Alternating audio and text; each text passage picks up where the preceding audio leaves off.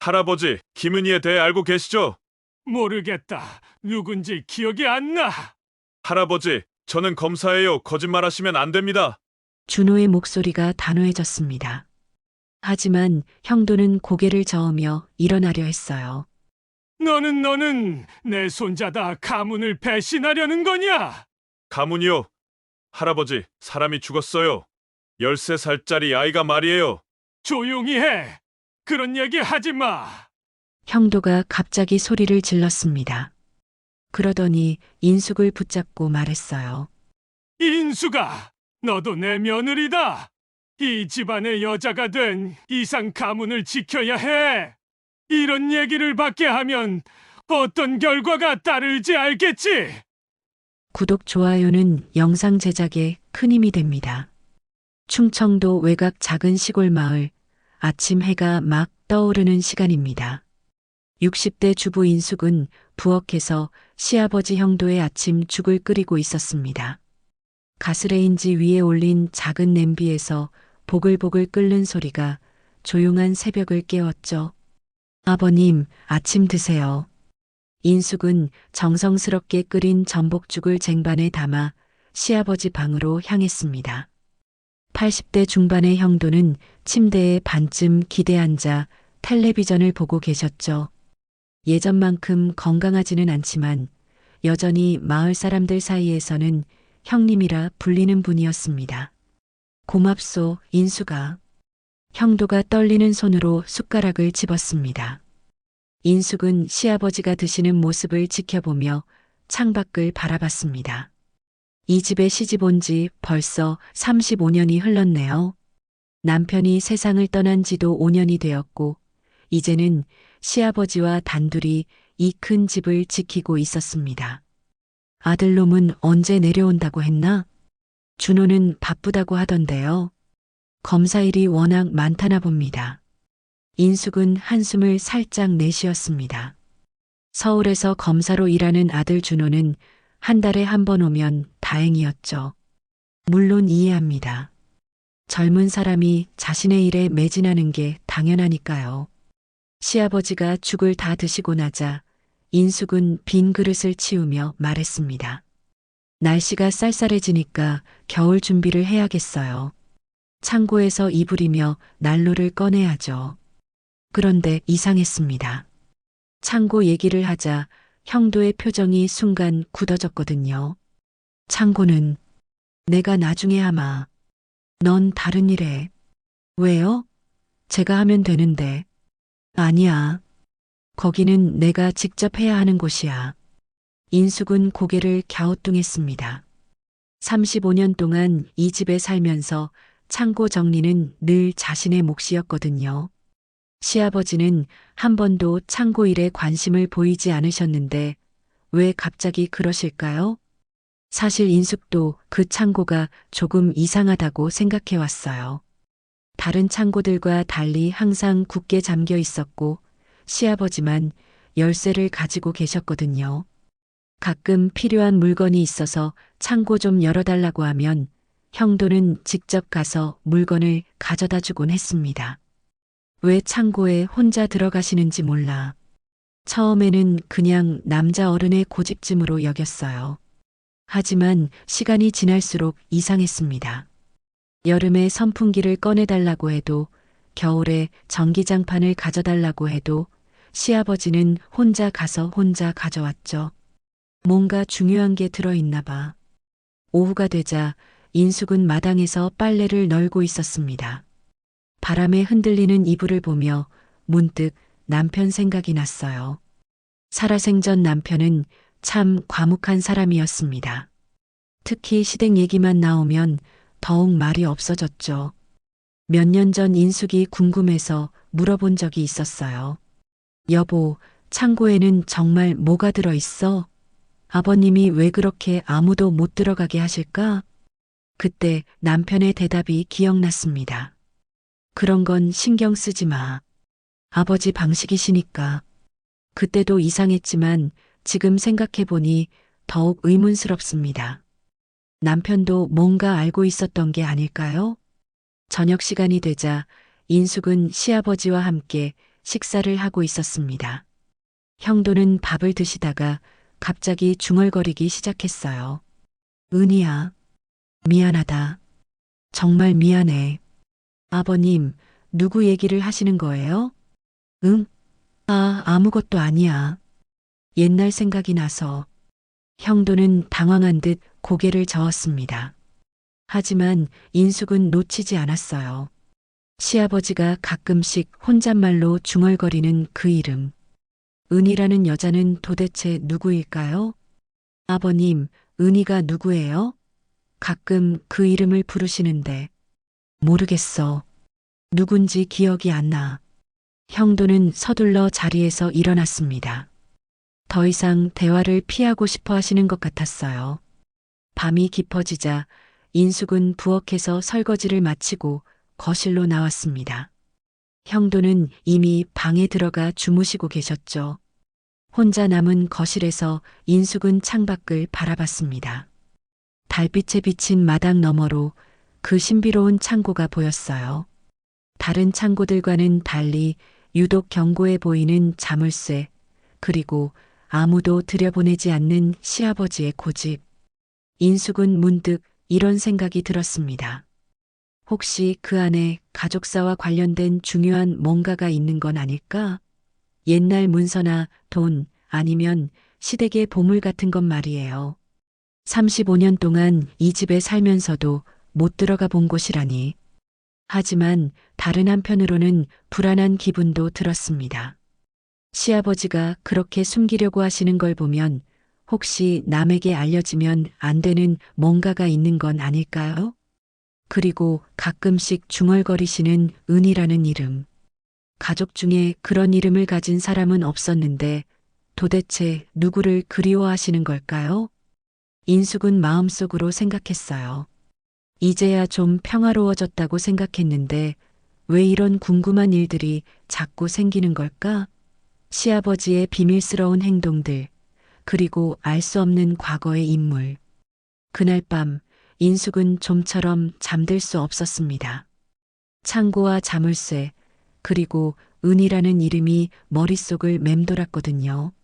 뭔가 이 집에 숨겨진 비밀이 있다는 확신이 들었지만 그때의 인숙은 아직 몰랐습니다. 며칠 후 우연한 기회에 그 창고에 들어가게 될 때 자신이 얼마나 끔찍한 진실과 마주하게 될지를 말이에요. 그리고 그 발견이 온 가족의 운명을 완전히 바꿔놓을 거라는 사실도 전혀 예상하지 못했습니다. 창밖에는 차가운 겨울바람이 불고 있었고 창고의 자물쇠는 달빛 아래에서 차갑게 빛나고 있었습니다.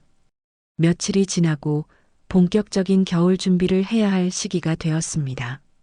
인숙은 마당에서 김장김치를 담그며 창고 쪽을 힐끗 쳐다봤어요.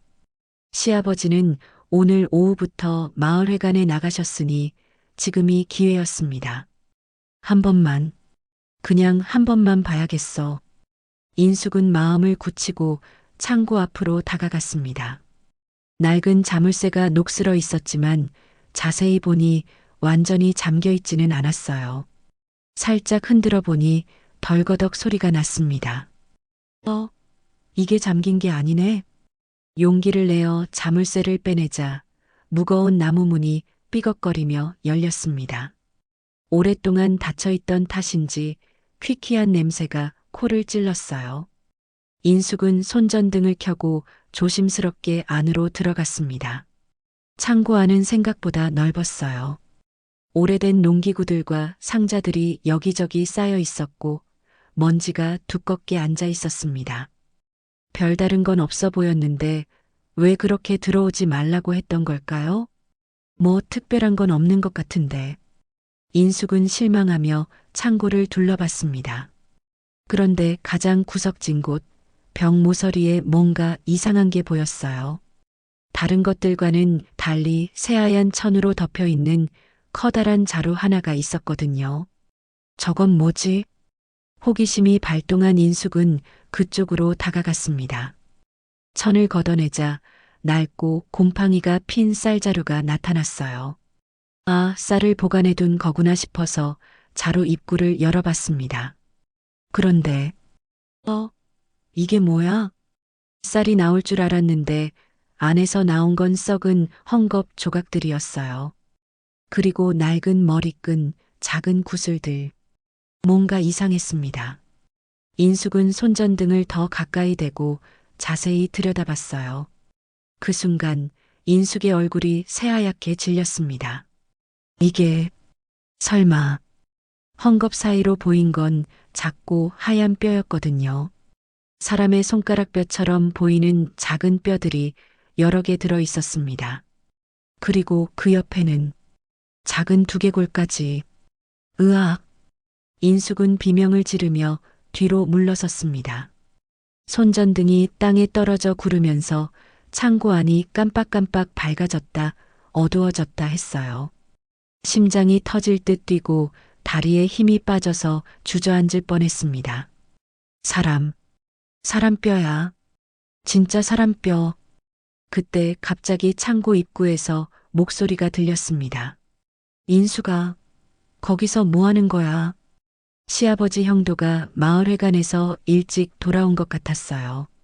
인숙은 당황해서 손전등을 주워들고 급히 일어났습니다. 아, 아버님. 그게 형도가 창고 안으로 들어오더니 인숙이 열어놓은 쌀자루를 보는 순간 얼굴이 하얗게 변했습니다. 그리고는 그 자리에서 털썩 무릎을 꿇어버렸어요. 은희야, 은희야, 내가 왜 거기서 나와?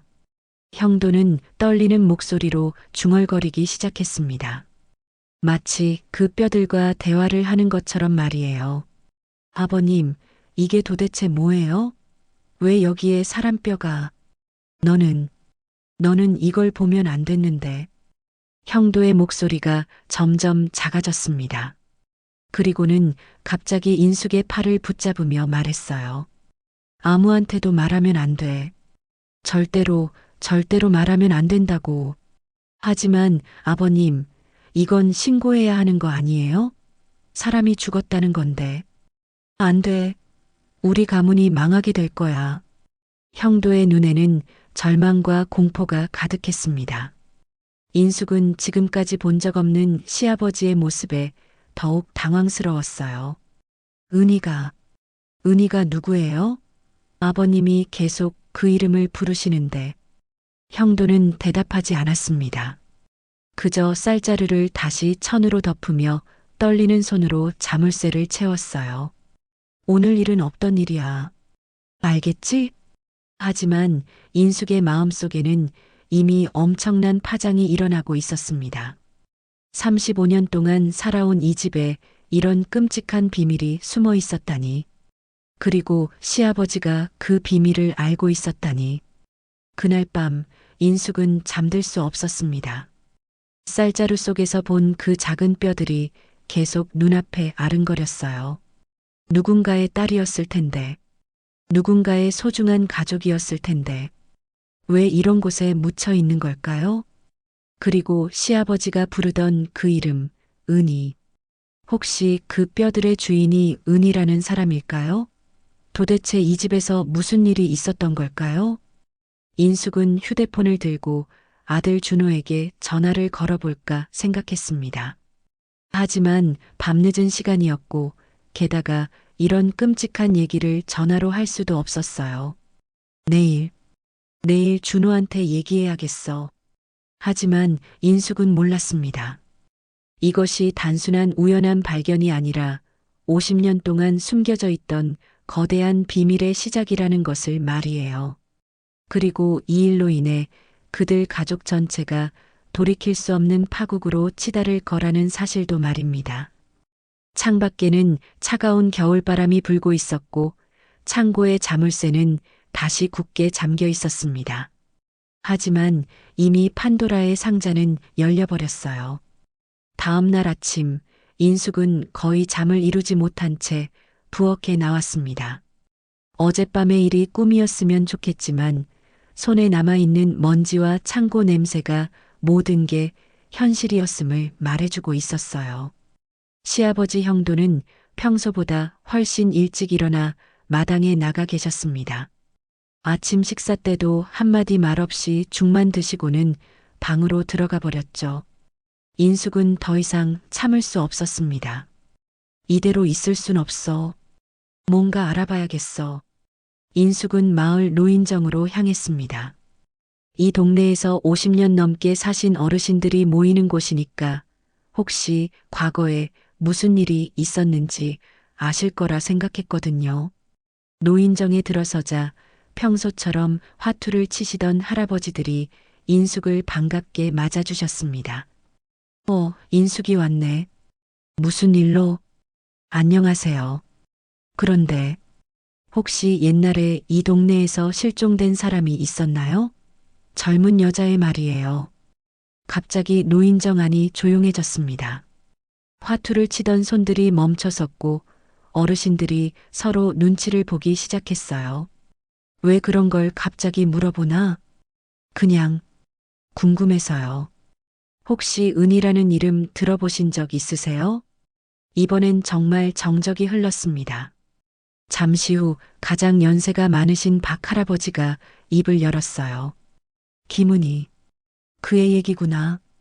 인숙의 심장이 빨리 뛰기 시작했습니다. 역시 은이라는 사람이 실제로 있었던 거네요. 그 애가 누구였어요? 50년도 더 된 일인데. 그때 13살짜리 꼬마였지. 서울에서 고모댁 찾아왔다가 갑자기 사라져버렸어. 다른 할아버지가 고개를 끄덕이며 말을 이었습니다. 맞아. 그때 온 동네가 난리 났었지.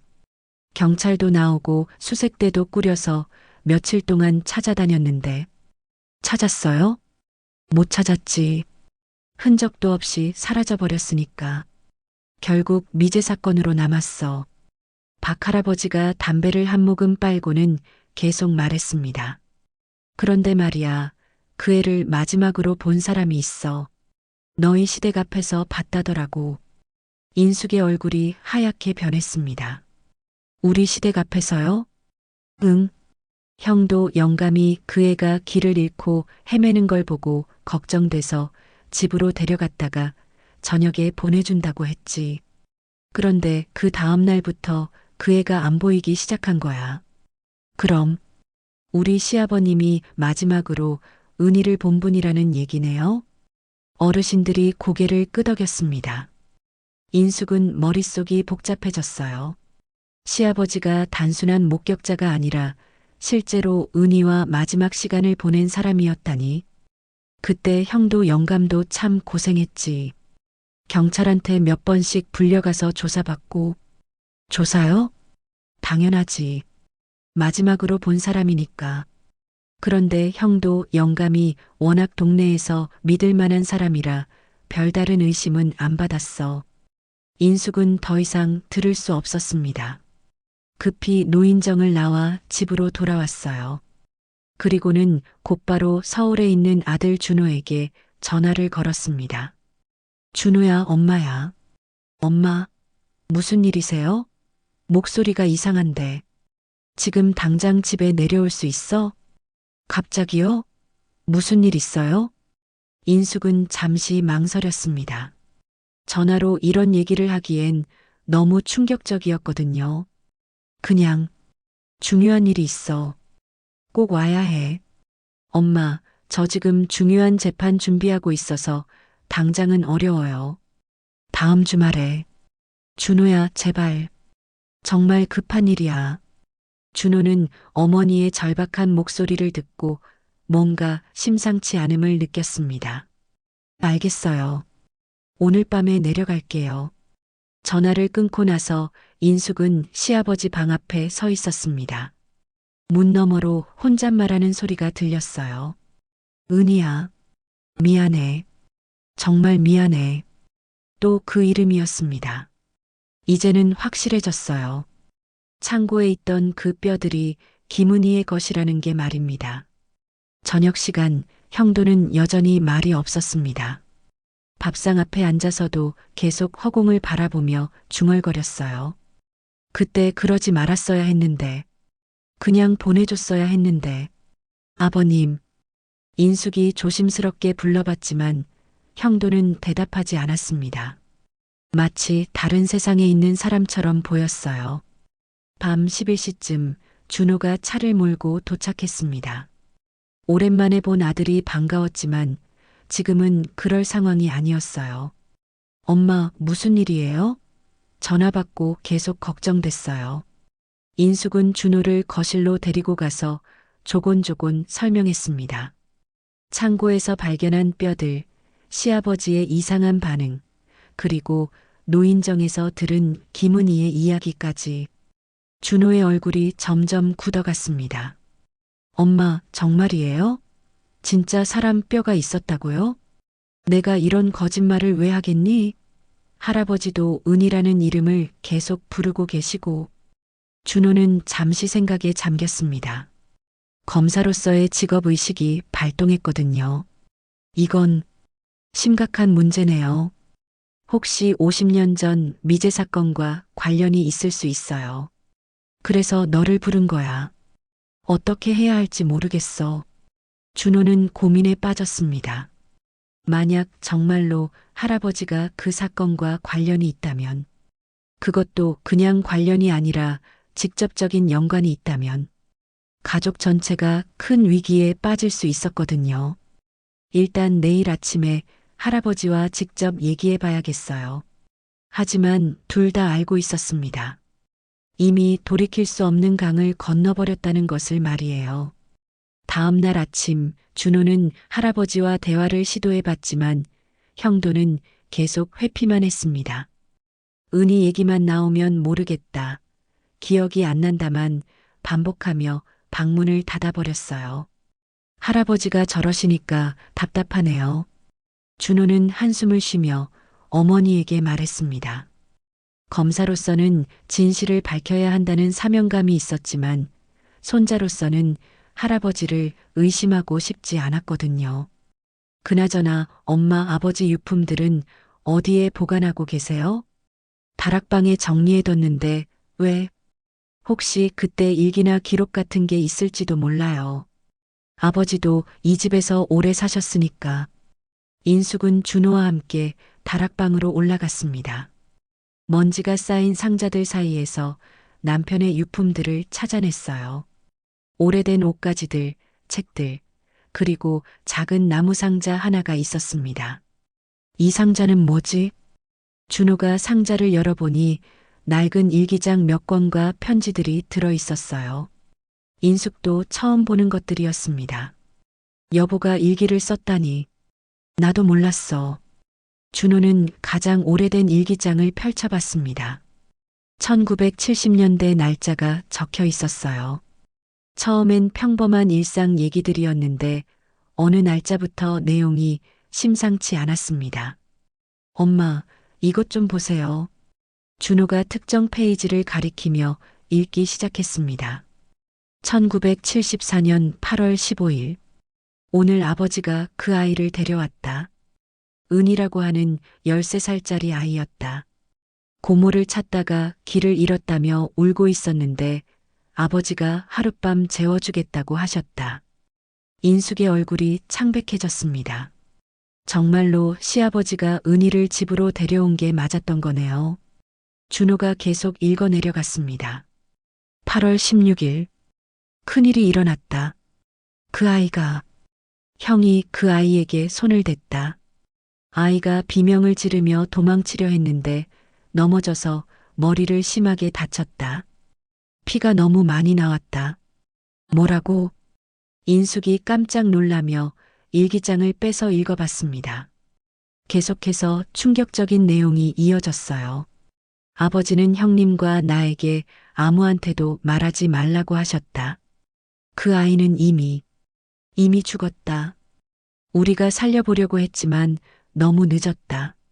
아버지는 가문의 명예를 위해서라고 하셨지만 나는 이게 옳은 일인지 모르겠다. 준호와 인숙은 서로를 바라봤습니다. 아버지와 큰아버지까지. 그러니까 형도의 두 아들이 모두 이 일에 연루되어 있었던 거네요. 8월 17일. 오늘 밤 창고에 묻었다. 아버지가 아무도 모르게 하라고 하셨다. 형님은 서울로 떠났다. 나는 이 집에 남아서 이 비밀을 평생 안고 살아야 한다. 인숙은 손이 떨렸습니다. 35년 동안 함께 산 남편이 이런 끔찍한 비밀을 숨기고 있었다니. 여보도 알고 있었던 거야. 준호는 계속해서 다른 일기들을 뒤져봤습니다. 몇 년이 지난 후에 기록도 있었어요. 1980년 결혼식 날. 인숙이와 결혼했다. 이 선량한 여자에게 이런 집안의 비밀을 말할 수는 없다. 평생 숨기고 살아야겠다. 1985년 준호 출생. 아들이 태어났다. 이 아이만큼은 이런 더러운 비밀과 상관없이 깨끗하게 키우고 싶다. 인숙은 울음이 터져 나왔습니다. 남편이 얼마나 괴로워했을지 생각하니 마음이 아팠거든요. 2019년 암 진단. 이제 곧 죽을 것 같다. 인숙이에게 미안하다. 준호에게도 미안하다. 하지만 이 비밀만큼은 무덤까지 가져가야겠다. 마지막 기록이었습니다. 남편은 결국 진실을 말하지 못하고 세상을 떠났던 거네요. 그때 준호가 다른 편지 하나를 발견했습니다. 봉투에 준호에게라고 적혀 있었어요. 이건 저한테 쓴 편지네요. 준호는 떨리는 손으로 편지를 열어봤습니다. 아들아, 이 편지를 읽고 있다면 아마 모든 진실을 알게 되었을 것이다. 아버지는 평생 비겁한 사람이었다. 옳은 일을 해야 한다는 걸 알면서도 가족을 위해서라는 핑계로 침묵했다. 너만큼은 다르길 바란다.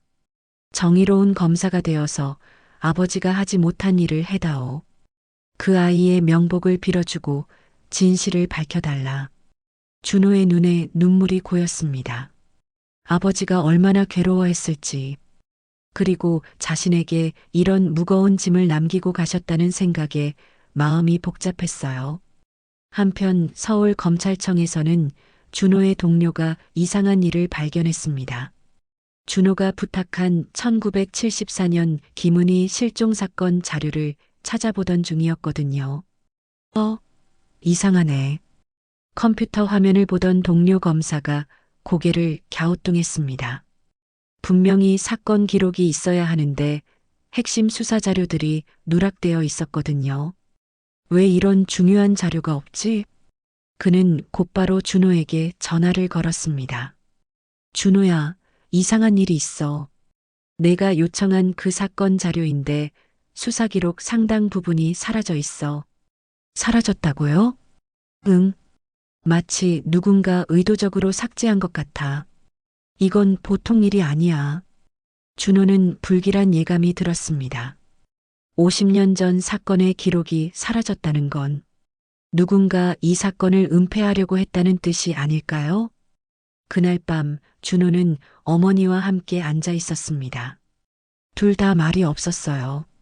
하루 사이에 너무 많은 진실을 알게 되었거든요. 준호야, 우리 어떻게 해야 할까? 모르겠어요, 엄마. 이걸 공개하면 우리 가족은 완전히 망가질 거예요. 하지만 숨기면 그것도 옳지 않고 그들은 아직 몰랐습니다. 이것이 단순한 가족의 비밀이 아니라 더 큰 음모의 일부라는 것을 말이에요. 며칠이 지나고 준호는 서울로 돌아가야 했습니다. 하지만 마음은 계속 고향에 머물러 있었어요. 검찰청에서 일을 하면서도 자꾸만 아버지의 일기와 은희 이야기가 떠올랐거든요. 준호 검사님 괜찮으세요? 며칠째 안색이 안 좋으신데. 동료가 걱정스럽게 물어봤지만 준호는 대답할 수 없었습니다.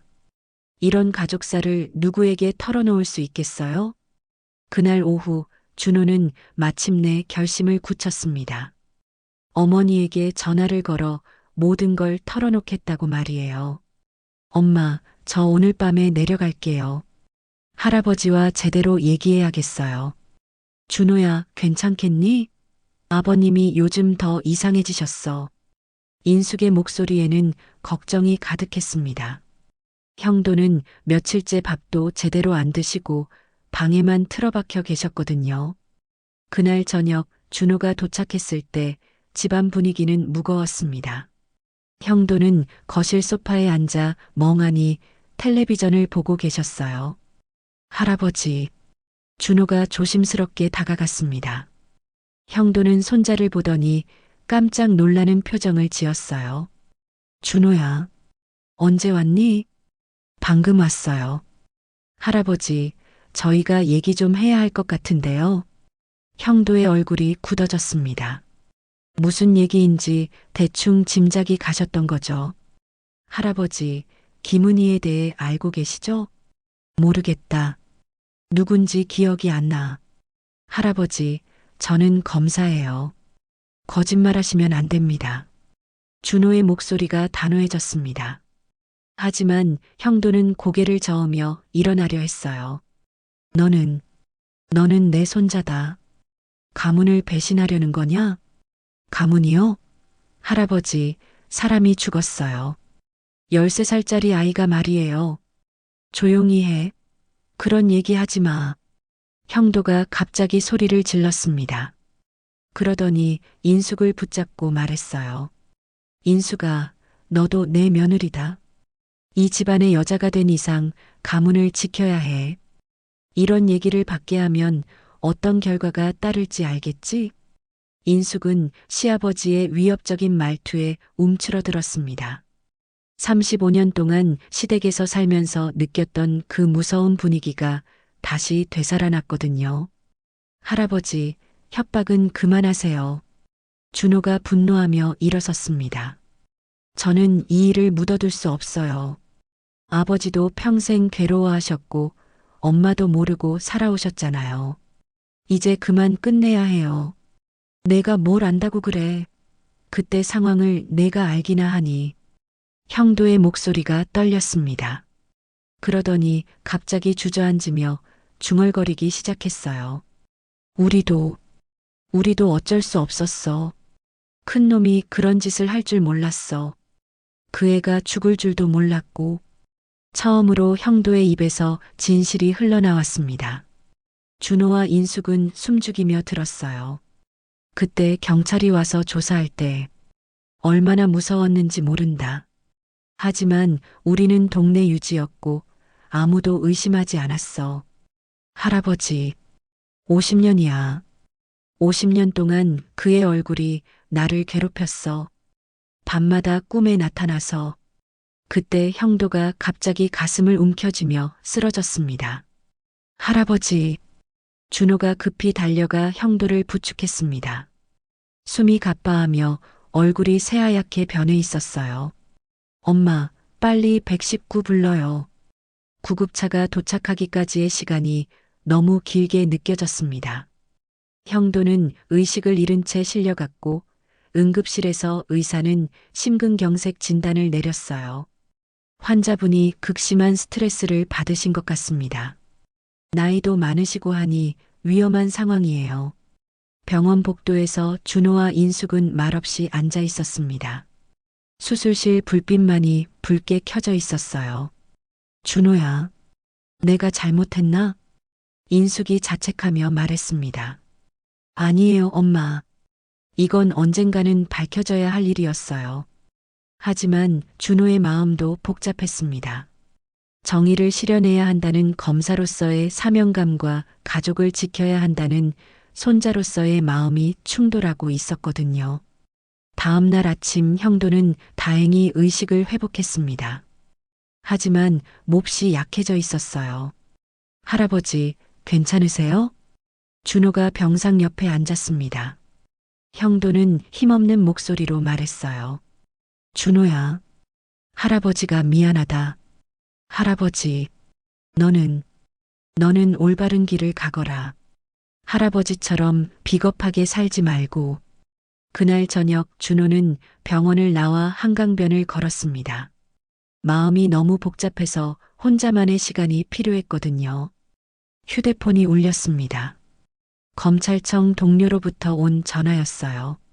준호야, 큰일 났어. 내가 조사하던 그 사건 관련해서 상부에서 지시가 내려왔어. 무슨 지시요? 더 이상 파지 말라는 거야.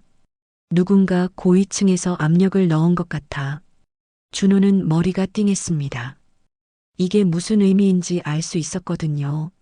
아직도 이 사건을 은폐하려는 세력이 있다는 뜻이었어요. 형, 저는 이 일을 포기할 수 없어요. 준호야, 조심해. 이런 일에 끼어들면 내 앞길이 막힐 수도 있어. 전화를 끊고 나서 준호는 한강물을 바라봤습니다. 물이 흘러가는 걸 보면서 생각했어요. 아버지는 평생 이런 괴로움을 안고 사셨구나. 이제 자신이 그 무게를 짊어져야 하는 건가. 그날 밤 준호는 결국 결정을 내렸습니다. 검찰청을 떠나서라도 이 일을 끝까지 파헤치겠다고 말이에요. 아버지가 못다한 일을 자신이라도 해야겠다는 생각이 들었거든요. 하지만 준호는 아직 몰랐습니다. 이 결정이 자신과 가족을 어떤 위험에 빠뜨릴지를. 일주일이 지났습니다. 형도는 병원에서 계속 치료를 받고 있었고 준호는 서울과 고향을 오가며 고민에 빠져 있었어요. 검찰청에서는 상부의 압력이 계속되고 있었고 동료들도 준호를 걱정스럽게 바라보고 있었습니다. 준호 검사님, 정말 괜찮으세요? 요즘 너무 이상하세요. 네, 괜찮습니다.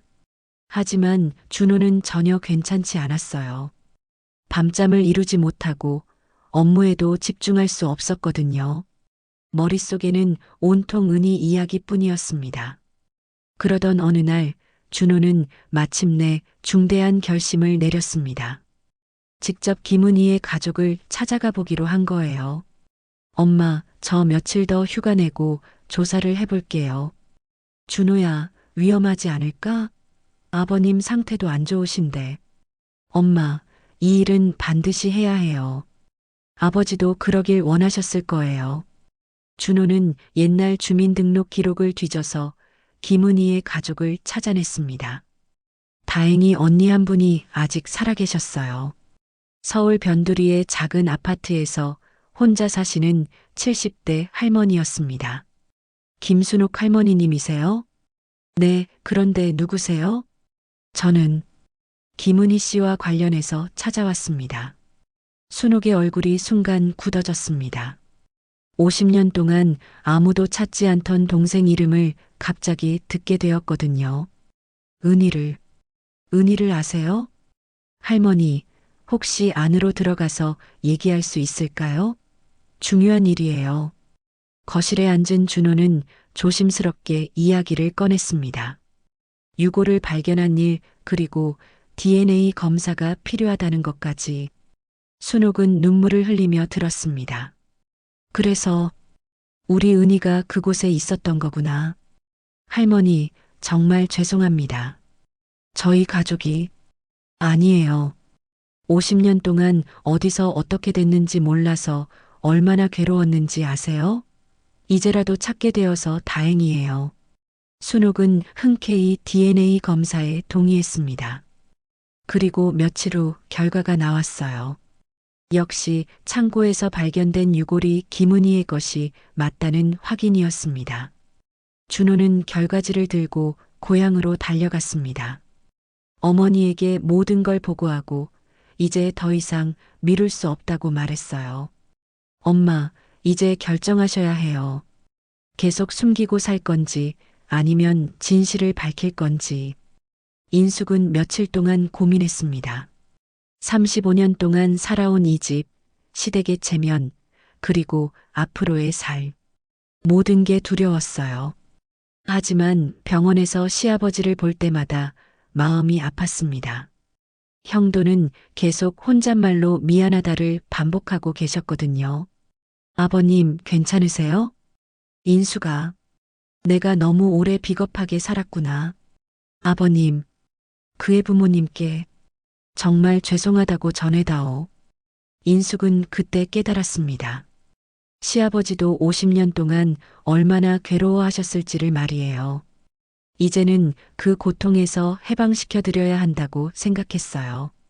그날 밤 인숙은 준호에게 말했습니다. 준호야, 엄마가 결심했어. 엄마, 진실을 밝히자. 더 이상 이렇게 살 수는 없어. 준호는 어머니의 용기에 감동했습니다. 쉽지 않은 결정이었을 텐데 결국 옳은 길을 선택하신 거죠. 하지만 어떻게 할까요? 검찰청에서는 이 사건을 건드리지 말라고 하는데 언론에 제보하자. 인숙의 말에 준호는 깜짝 놀랐습니다. 언론에요? 검찰이 안 된다면 기자들이 하겠지. 그게 더 확실할 것 같아. 인숙은 며칠 전부터 생각해온 계획이 있었어요. 지역 방송국의 탐사 보도팀에 익명으로 제보하는 거였습니다. 이틀 후 인숙은 용기를 내어 방송국에 전화를 걸었습니다. 여보세요. 탐사 보도팀인가요? 50년 전 실종 사건과 관련해서 중요한 제보가 있습니다. 기자는 처음엔 반신반의했지만 인숙이 구체적인 증거들을 제시하자 관심을 보이기 시작했어요. 정말 유골이 있다는 말씀이세요?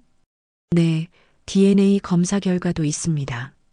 그리고 당시 상황을 기록한 일기도 있고요. 며칠 후 기자팀이 현장에 나왔습니다. 인숙은 떨리는 마음으로 창고를 열어 보였어요. 기자들은 쌀자루를 촬영하고 주변을 자세히 조사했습니다.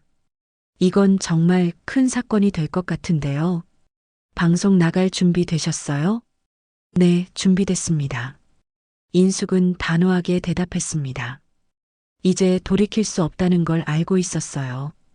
그날 저녁 뉴스에 속보가 나왔습니다.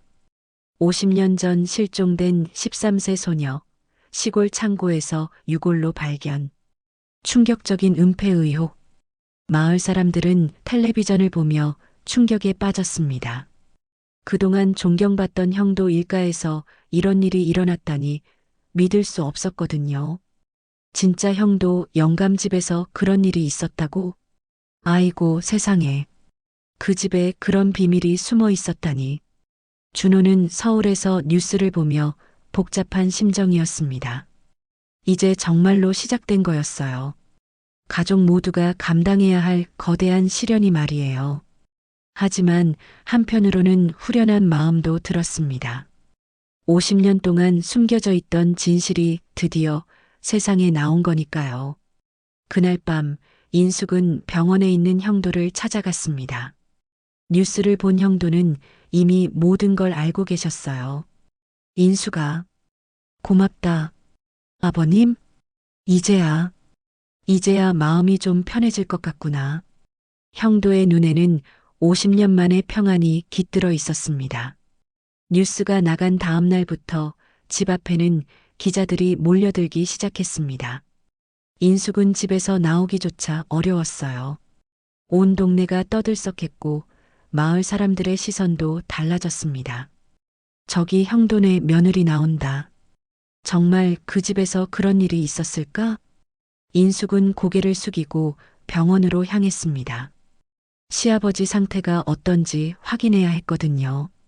병원에 도착하니 형돈은 침대에 앉아 창밖을 바라보고 계셨습니다.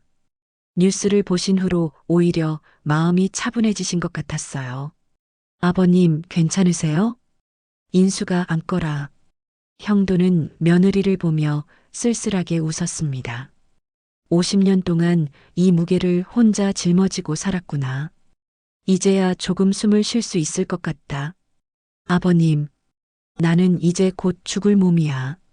죽기 전에 모든 걸 정리하고 가야겠어. 그때 병실 문이 열리고 준호가 들어왔습니다. 서울에서 급히 달려온 모양이었어요. 할아버지, 괜찮으세요? 준호야, 너도 왔구나.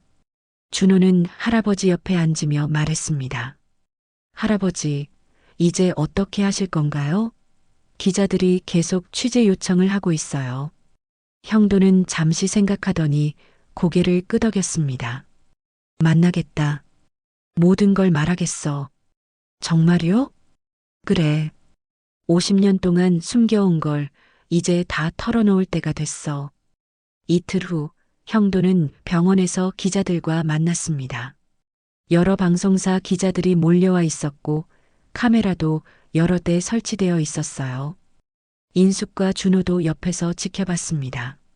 안녕하세요. 저는 80대 노인입니다. 오늘 여러분께 50년 전 일을 말씀드리려고 합니다. 형도의 목소리는 떨렸지만 단호했습니다. 기자가 질문했습니다. 1974년 김은희 양 실종 사건에 대해 알고 계신 게 있나요? 형도는 깊은 숨을 쉬고 입을 열었습니다. 그 애를 제가 집으로 데려왔습니다. 기자들이 웅성거렸습니다. 드디어 진실이 나오기 시작한 거였어요. 왜 데려오셨나요? 고모를 찾다가 길을 잃고 우는 아이였어요. 하룻밤 재워주려고 했습니다. 그런데 왜 신고하지 않으셨나요? 형도의 얼굴이 일그러졌습니다. 가장 말하기 어려운 부분이었거든요. 그날 밤 큰아들이 그 아이에게 나쁜 짓을 했습니다. 카메라 앞에서 형도는 오열하기 시작했습니다. 50년 동안 억눌러왔던 죄책감이 터져나왔어요. 그 애가 도망치려다가 넘어져서 머리를 심하게 다쳤어요. 피가 너무 많이 났고 우리가 살려보려고 했지만 아이가 죽었다는 말씀이신가요? 네.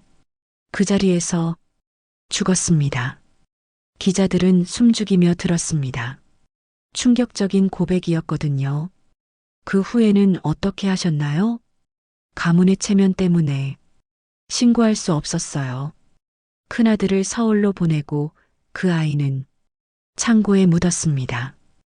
50년 동안 숨기고 사셨다는 건가요? 네. 제가 죽을 죄를 지었습니다. 그의 부모님께 정말 죄송합니다. 형도는 카메라를 향해 고개를 깊이 숙였습니다.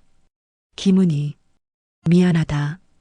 할아버지가 너를 지켜주지 못해서 정말 미안해. 그때 옆에서 지켜보던 인숙도 눈물을 흘렸습니다. 시아버지가 얼마나 괴로워하셨을지 생각하니 마음이 아팠거든요. 기자가 계속 질문했습니다. 당시 경찰 조사는 어떻게 넘어갔나요? 저희 집안이 동네에서 신망이 있었거든요. 의심받지 않았어요. 그리고 형도는 잠시 망설이더니 말했습니다. 당시 경찰서장과도 아는 사이였습니다. 몇 가지 편의를 봐주었죠. 편의라고 하면 수사 기록을 일부 없애달라고 부탁했습니다. 이 말에 기자들이 더욱 놀랐습니다. 단순한 은폐가 아니라 공권력까지 개입된 조직적인 은폐였던 거네요. 한편 서울에서는 준호의 동료 검사들이 긴급회의를 하고 있었습니다. 이거 정말 큰일 났네. 50년 전 사건이지만 공소시효는 없어. 하지만 가해자는 이미 죽었고 형도 씨도 고령이잖아. 그래도 법적 처리는 해야 하는 거 아니야? 검찰에서는 어떻게 처리할지 고민에 빠졌습니다. 고령의 노인을 기소하기에는 여론이 좋지 않을 것 같았거든요. 그날 저녁 준호는 검찰청 동료로부터 전화를 받았습니다. 준호야, 너 할아버지 사건 어떻게 할 거야? 저는 이제 빠질게요. 가족이니까 이해상충이죠. 그래, 그게 맞겠다. 그런데 준호야. 네, 너 정말 용기 있는 일 했어. 가족의 비밀을 세상에 알린다는 게 쉬운 일이 아닌데. 준호는 복잡한 심정이었습니다. 과연 자신이 올바른 선택을 한 걸까요? 다음 날 아침 형도는 병원에서 재차 기자들을 만났습니다. 이번에는 김은희의 언니 순옥도 함께 왔어요. 할머니, 정말 괜찮으세요? 기자가 순옥에게 물어봤습니다. 50년 만에 동생을 찾았는데 어떤 심정이신가요? 순옥은 눈물을 흘리며 대답했습니다. 서운하죠. 하지만 이제라도 진실을 말해주셔서 고맙습니다. 그리고는 형도를 향해 말했습니다. 할아버지, 저희 은희 용서해 주세요. 그동안 얼마나 괴로우셨을까 생각하니 마음이 아파요. 형도는 순옥의 손을 잡고 눈물을 흘렸습니다. 정말 죄송합니다. 평생 속죄하며 살겠습니다. 그날 저녁 뉴스는 온통 이 사건 소식으로 도배되었습니다. 50년 만에 밝혀진 진실, 그리고 가해자, 가족의 용기 있는 고백이 화제가 되었어요. 사건이 공개된 지 한 달이 지났습니다. 검찰에서는 결국 형도에 대해 기소유예 처분을 내렸어요. 고령과 공소시효, 그리고 자발적 자백 등을 고려한 결정이었습니다.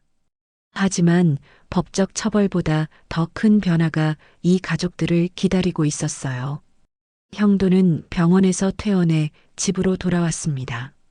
하지만 집 앞 풍경은 완전히 달라져 있었어요. 대문에는 살인자의 집이라고 쓰인 낙서가 빨간 페인트로 그려져 있었고, 마당에는 돌멩이들이 던져져 있었습니다. 아이고. 인숙은 한숨을 쉬며 낙서를 흰 천으로 덮었습니다.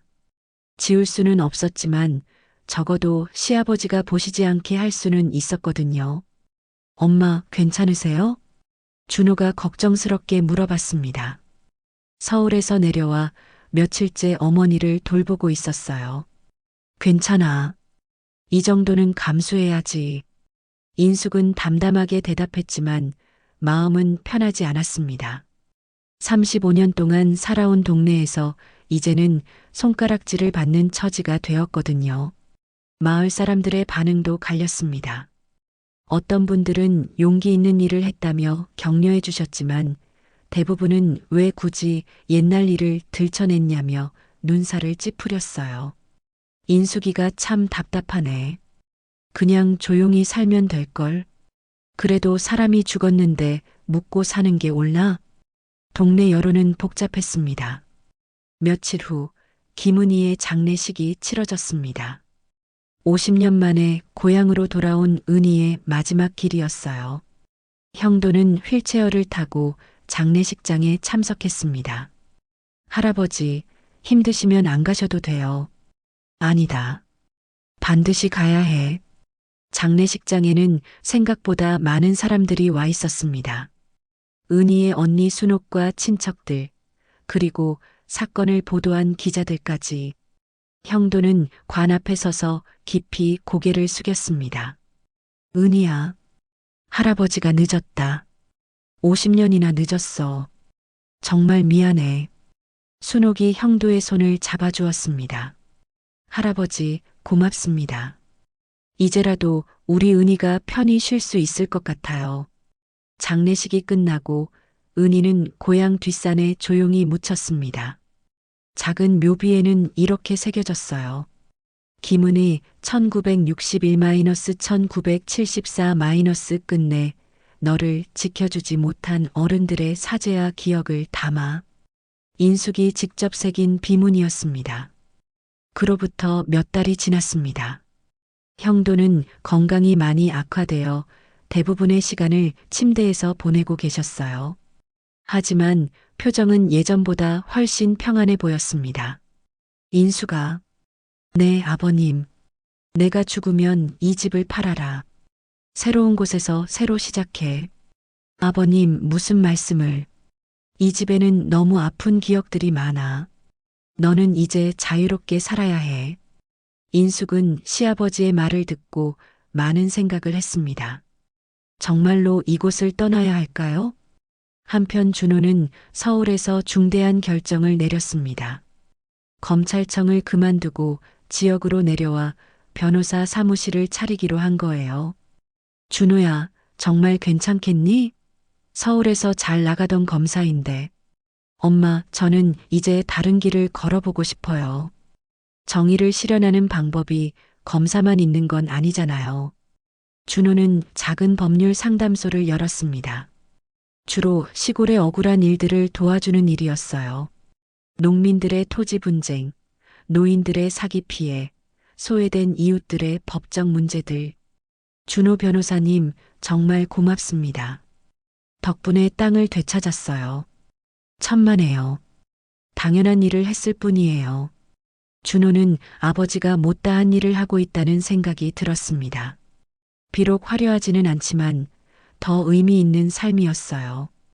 인숙도 새로운 일을 시작했습니다. 마을 여성들을 대상으로 법률 교육을 하는 거였어요.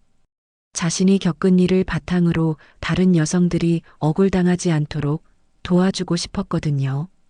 여러분, 무슨 일이 있어도 진실을 숨기면 안 돼요.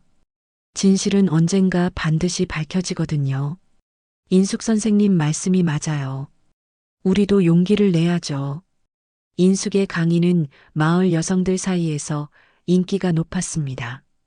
처음엔 손가락질을 받았지만 시간이 지나면서 존경받는 어른이 되어가고 있었어요. 겨울이 다시 찾아왔습니다. 인숙은 또다시 창고 정리를 하게 되었어요. 하지만 이번에는 두려움이 없었습니다. 모든 비밀이 밝혀진 후였거든요. 창고 안에서 인숙은 새로운 쌀자루를 정리하며 중얼거렸습니다. 이 집은 썩은 쌀자루 하나로 바뀌었지. 하지만 그걸 꺼낸 게 다행이었어. 정말로 그랬습니다. 썩은 것을 꺼내고 나니 집안에 새로운 바람이 불기 시작했어요. 그해 겨울, 형도는 조용히 세상을 떠났습니다. 마지막까지 은희야, 미안하다는 말을 남기고 가셨어요. 장례식에는 예상보다 많은 사람들이 왔습니다. 마을 사람들뿐만 아니라 준호가 도와준 의뢰인들, 인숙의 강의를 들었던 여성들까지. 형도 어르신이 마지막에 용기를 내셔서 다행이었어요. 그래요. 비록 늦었지만 진실을 말씀해 주셔서 사람들은 형도를 기억했습니다. 실수를 했지만 결국 용기를 낸 사람으로 말이에요. 봄이 오자 인숙은 은희의 묘를 찾았습니다. 무덤 앞에 꽃을 놓고 말했어요. 은희야, 이제 평안히 쉬어. 우리 가족이 너 대신 좋은 일 많이 할게. 바람에 꽃잎이 흩날렸습니다. 마치 은희가 대답하는 것 같았어요.